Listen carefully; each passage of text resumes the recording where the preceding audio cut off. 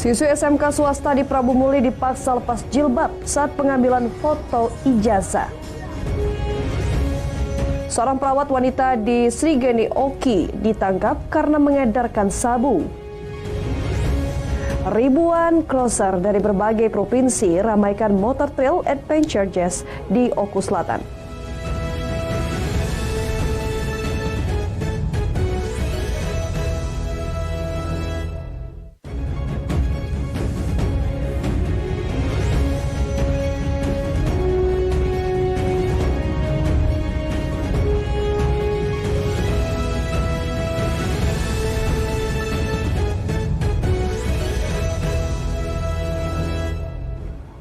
Assalamualaikum warahmatullahi wabarakatuh. Selamat pagi pemirsa. Selain 3 berita tadi, Lintas iNews Sumsel juga akan hadir dengan sejumlah berita dan informasi menarik lainnya selama setengah jam ke depan. Bersama saya Elza Renata, inilah Lintas iNews Sumsel selengkapnya.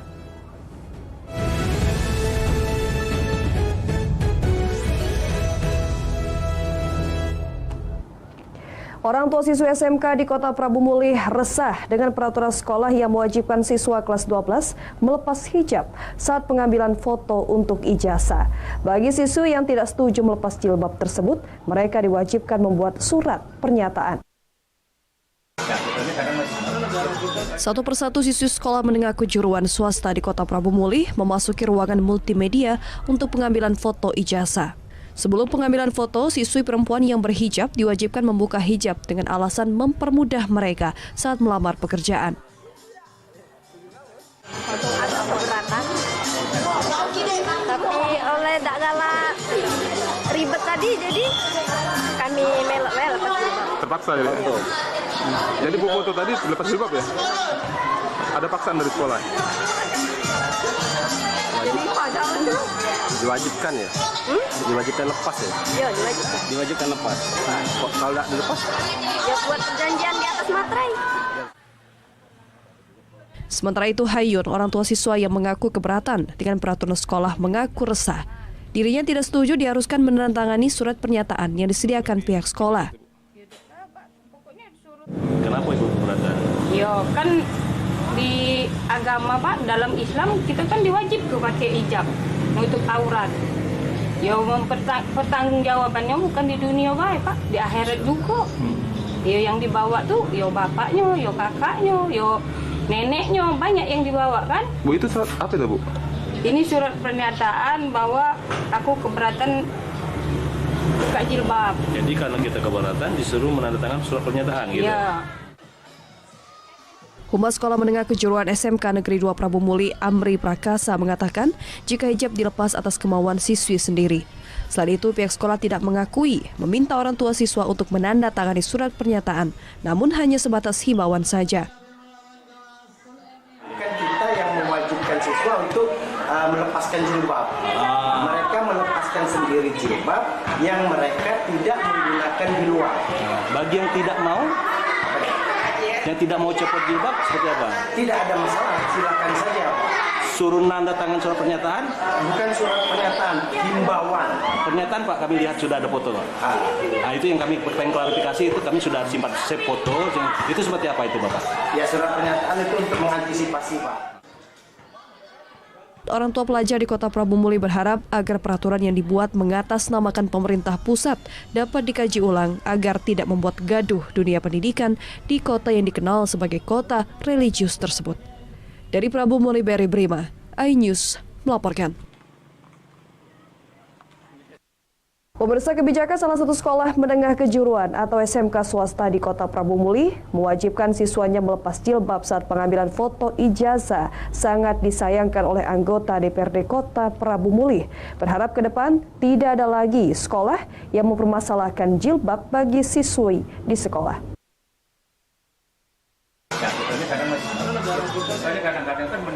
Siswa Sekolah Menengah Kejuruan PGRI 2 Prabu Muli mengaku terpaksa melepas jilbab mereka untuk foto ijazah. Alasan mempermudah mencari pekerjaan dan tidak memakai hijab di luar sekolah juga menjadi alasan pihak sekolah. Orang tua yang tidak setuju diharuskan membuat surat pernyataan.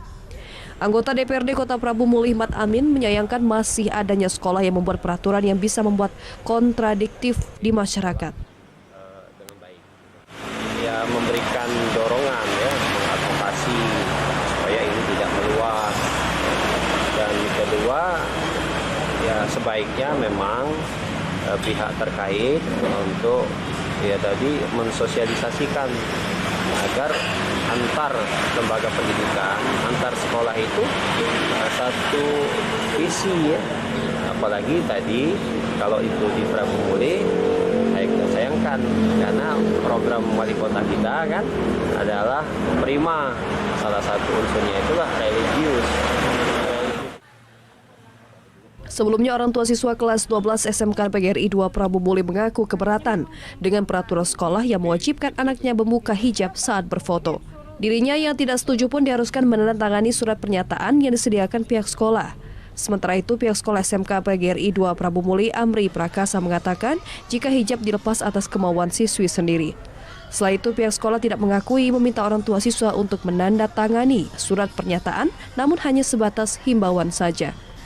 Dari Prabumulih, Berry Brima, iNews melaporkan.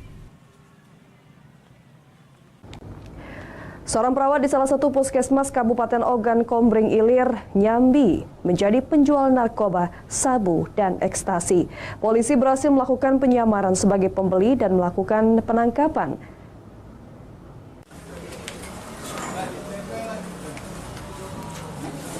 Seorang perawat wanita berinisial WA alias Dopok, warga Dusun 1, Desa Srigeni, Kayu Agung, Ogan Komering Ilir, ditangkap karena menjual narkoba jenis sabu dan ekstasi. WA yang masih lajang di usianya 42 tahun ini berstatus aparatur sipil negara.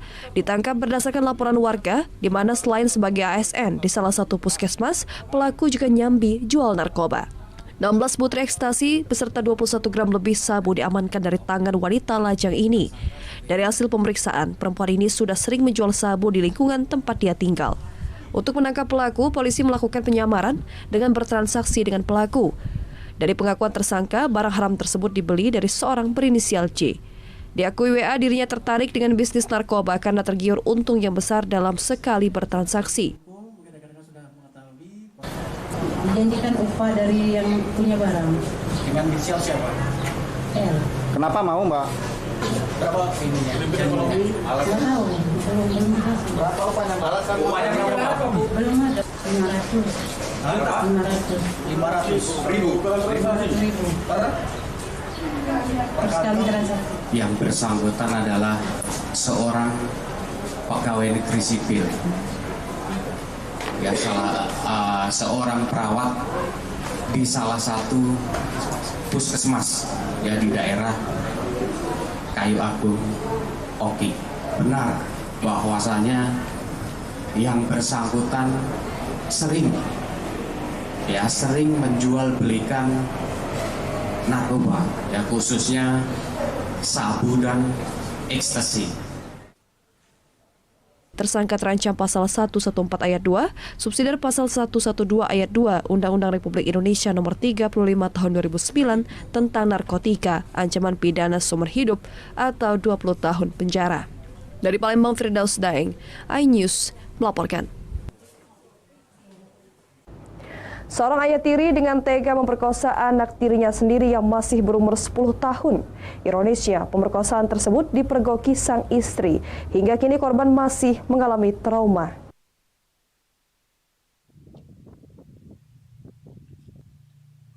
Seorang ayah tiri berinisial SA, warga Kecamatan Sungai Menang, Ogan Komering Ilir, dengan tega memperkosa anak tirinya sendiri yang masih berumur 10 tahun. Ironisnya, pemerkosaan dilakukan sebanyak 3 kali saat istri pelaku atau ibu dari korban sedang tidur. Perbuatan pelaku memperkosa anak tirinya sendiri diketahui ibu korban dan membuat ibu korban saat itu menjerit dan berusaha keluar rumah untuk menyelamatkan diri dan melaporkan perbuatan bejat sang suami ke kantor polisi. Dampak dari pemerkosaan itu sendiri, korban hingga kini masih mengalami trauma berat dan ketakutan setiap ada orang lain yang mendekatinya. Sementara pelaku sendiri mengakui semua perbuatannya karena tidak tahan melihat kemolekan sang anak tiri. Tindak pidana pemerkosaan terhadap anak yang dilakukan oleh pelaku atas nama Saiful alias SA bin Rison terhadap korban inisial A, di mana korban sendiri itu merupakan anak tiri dari tersangka. Kondisi korban saat ini mengalami trauma Dan saat ini ketika melihat tersangka masih merasa ketakutan. Pelaku kini dijerat pasal 81 atau 82 Undang-Undang Perlindungan Anak dengan hukuman penjara minimal 5 tahun, maksimal 15 tahun penjara. Dari Ogan Komering Ilir, Fitriadi, iNews melaporkan.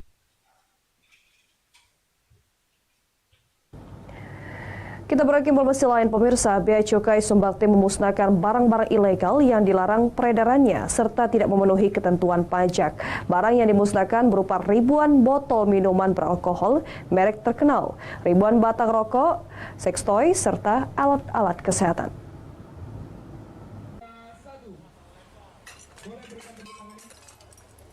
Pemusnahan berlangsung di halaman parkir kantor Bea Cukai Palembang, dihadiri stakeholder diantaranya TNI dan Polri.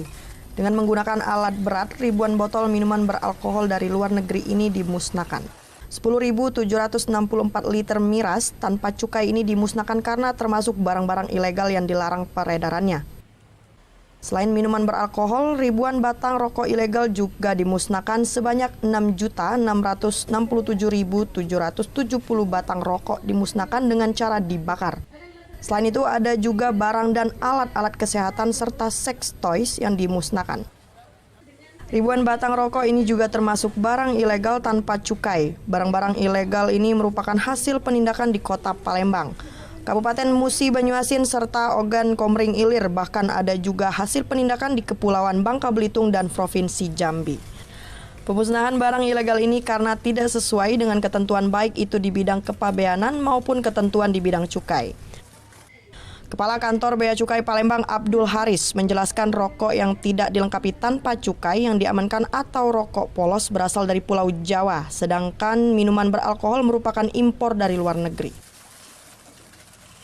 Pemusnahan kali ini bagaimana menyelesaikan barang-barang yang tidak sesuai dengan ketentuan, baik itu ketentuan di bidang kepabeanan maupun ketentuan di bidang cukai. Jadi prosesnya setelah kita minta penetapan dari Direktorat Jenderal Kekayaan Negara, ditetapkanlah bahwa ini diperuntukkan untuk dimusnahkan. Makanya hari ini kita melakukan pemusnahan. Dan ini juga memberi efek jera kepada pelaku-pelaku yang... Pemusnahan juga bertujuan untuk memberi efek jera terhadap pelaku-pelaku yang melakukan pelanggaran di bidang kepabeanan dan cukai. Dan juga menyampaikan kepada masyarakat bahwa tugas serta fungsi dari Direktorat Bea Cukai salah satunya untuk melindungi masyarakat dari masuknya atau peredaran barang-barang ilegal. Dari Palembang, Daeng Daus, iNews melaporkan. Pemirsa, kasus stunting anak di 4 Lawang menurun. Informasi lengkapnya akan hadir sesaat lagi.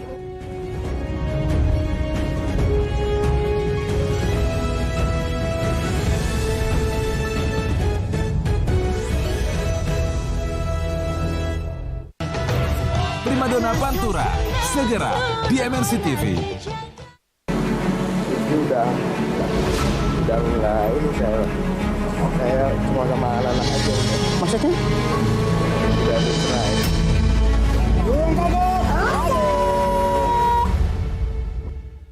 Siraman Kolbu bersama Mama Dede di MNC TV.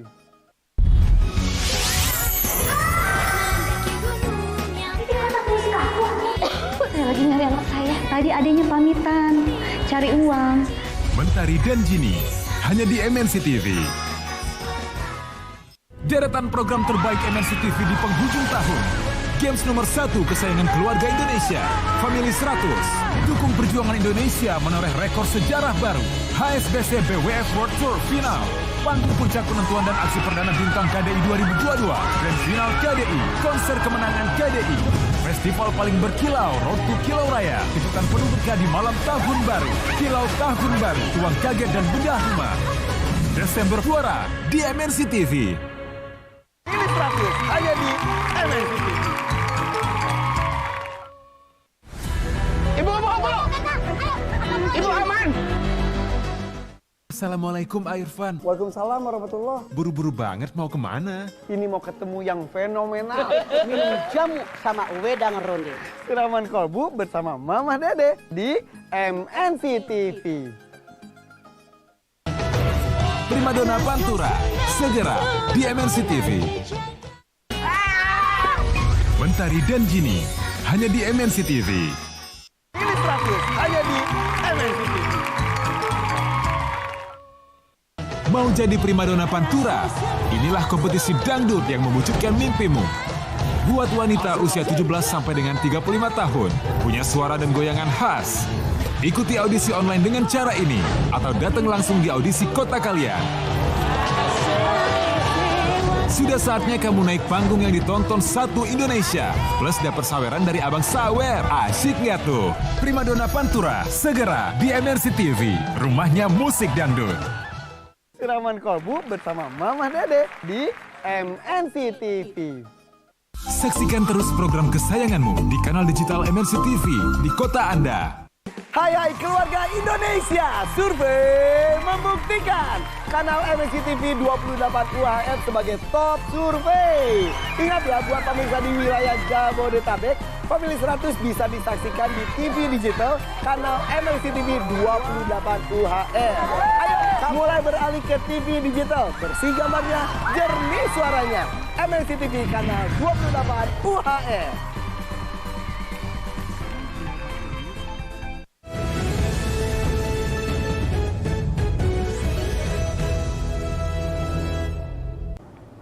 Terima kasih Anda masih bersama kami.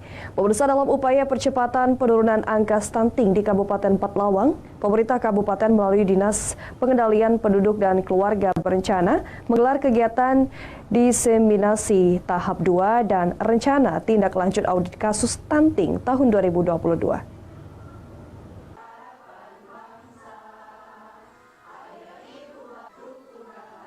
Kegiatan yang bertajuk Diseminasi Tahap 2 dan Rencana Tindak Lanjut Audit Kasus Stunting tahun 2022 yang digelar oleh Dinas Pengendalian Penduduk dan Keluarga Berencana Kabupaten Pathlawang berlangsung di ruang rapat Madani Kantor Bupati Pathlawang. Giat diseminasi tahap 2 dengan narasumber pakar yang terdiri dari dokter spesialis obstetrik dan ginekologi, dokter spesialis anak, psikolog, dan ahli gizi. Dalam sambutannya, Sekda Pathlawang Fauzan Khairi Denin mengatakan penurunan angka stunting menjadi salah satu hal yang diprioritaskan pemerintah Kabupaten Pathlawang. Untuk mewujudkan target yang diharapkan, dibutuhkan koordinasi dan komitmen yang kuat dari berbagai pihak, baik dari bidang kesehatan, pangan dan gizi, serta lingkungan yang memadai, jamban keluarga dan ketersediaan air bersih, serta pola asuh balita. Dalam rangka upaya percepatan penurunan angka stunting di Kabupaten Pathlawang, insyaallah mudah-mudahan sesuai dengan target yang direncanakan, kita akan segera menuntaskan untuk penanganan stunting di Kabupaten Pathlawang ini. Saya berpesan kepada kita semua yang ada di sini, para orang tua, para aparatur dengan posisi dan jabatan apapun, mari kita tuntaskan stunting ini secara global. Bukan hanya stunting fisik, tapi stunting pola pikir dan stunting terhadap nilai-nilai kebangsaan, sehingga akan bisa memberikan manfaat dan kebaikan bagi semua orang. Terima kasih. Berdasarkan data Studi Status Gizi Balita Indonesia tahun 2019, angka stunting di Kabupaten Pathlawang mencapai angka prevalensi sebesar 36,16%. Dengan dilaksanakannya audit kasus stunting ini diharapkan bisa menjadi acuan penanganan dan pencegahan yang tepat untuk mencapai target tim percepatan penurunan stunting Kabupaten Pathlawang yang disepakati bersama ketika pelaksanaan rembuk stunting untuk menjadi zero pada tahun 2024. Diseminasi audit kasus stunting pada kelompok sasaran calon pengantin, ibu hamil, ibu nipas, baduta atau balita oleh tim teknis dan tim pakar adalah upaya percepatan penurunan stunting sebagaimana telah dimanatkan dalam Peraturan Presiden Republik Indonesia Nomor 72 Tahun 2021. Dari Pathlawang, Amri Wijaya, iNews melaporkan. Peran guru olahraga sangat penting sebagai ujung tombak dalam pertumbuhan sumber daya manusia. Ini untuk membangun prestasi nasional. Hal tersebut dikatakan Menteri Pemuda dan Olahraga Republik Indonesia, Zainuddin Amali, dalam rapat kerja I-Kornas Sumsel.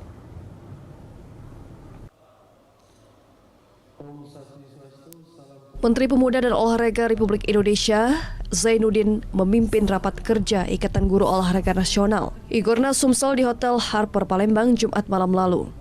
Menpora Zainuddin Amali menyebut guru olahraga adalah ujung tombak dalam pertumbuhan sumber daya manusia untuk membangun prestasi nasional.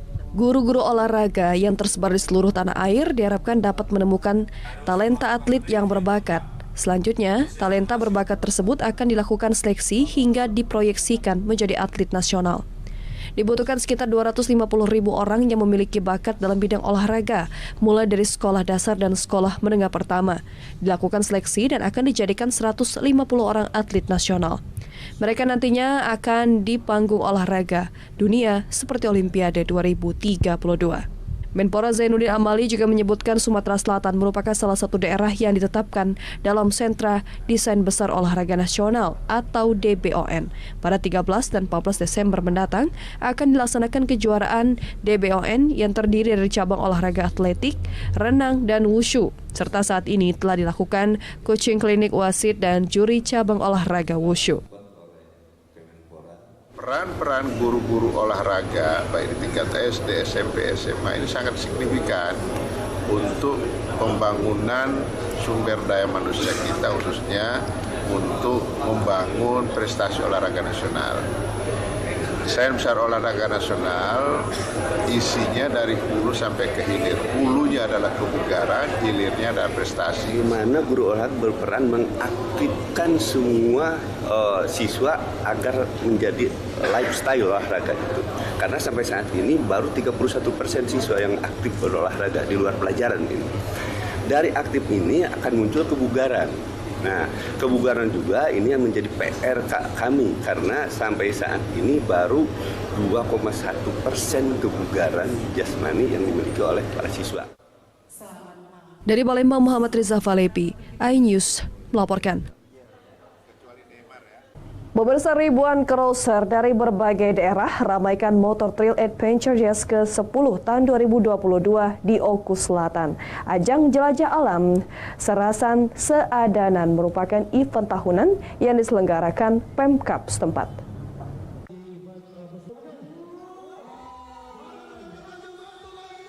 Ribuan crosser dari berbagai daerah di Sumatera Selatan ramaikan Motor Trail Adventure Jazz ke-10 tahun 2022 di Oku Selatan. Bupati Ogan Komering Ulu Selatan Popo Ali Martopo yang mengangkat bendera start pertama tertanda dimulainya event tahunan yang banyak diminati oleh crosser dari berbagai daerah di Indonesia seperti dari Bengkulu, Lampung, Jambi, Banten, dan crosser Pulau Jawa. 1.400 lebih rider baik perorangan maupun klub yang ikut dalam ajang ini akan mengikuti rute di 4 kecamatan akan dilalui oleh para rider dengan medan yang cukup ekstrim. Tidak hanya itu, pada event ini panitia telah menyediakan hadiah khusus untuk para rider yang mampu melewati jalur tanjakan berhadiah motor. Jika para crosser ini mampu menanjak ketinggian 25 meter lebih, 1 sepeda motor diberikan kepada crosser tersebut. Para crosser ini ada dari luar provinsi, Bandar Lampung, kemudian dari Jawa juga ada. Kemudian kita melibatkan seluruh peserta dari luar provinsi, kita undang. Tujuan dari JAS sendiri apa nih Pak? Dan manfaatnya bagaimana? Tujuan dari kegiatan tersebut yang pasti mempunyai manfaat dan tujuan yaitu pemulihan ekonomi dan pemulihan pariwisata. Dengan kegiatan ini, ajang yang diselenggarakan setiap tahun ini diharapkan dapat meningkatkan pertumbuhan wisatawan lokal maupun luar negeri yang berkunjung ke Danau Ranau dan 1000 air terjun di Oku Selatan. Pelaksanaan kegiatan event Motor Trail Adventure Jazz ke-10 ini diharapkan dapat membantu pemulihan ekonomi nasional melalui berdirinya UMKM warga setempat, terutama yang dilalui para crosser. Dan tentu ini sangat bermanfaat, terutama bagi perkembangan wisata sekaligus pemulihan ekonomi pasca pandemi COVID-19. Dari Oku Selatan, Teddy Hendrawan, iNews melaporkan. Pemirsa, informasi tadi sekaligus mengakhiri Lintas iNews Sumsel pagi hari ini. Jangan lewatkan informasi menarik lainnya dalam Lintas iNews Sumsel Senin sampai Jumat setiap pukul 5.30 waktu Indonesia Barat. Terima kasih atas kebersamaan Anda dan selalu terapkan protokol kesehatan. Selamat pagi, selamat beraktivitas. Wassalamualaikum warahmatullahi wabarakatuh.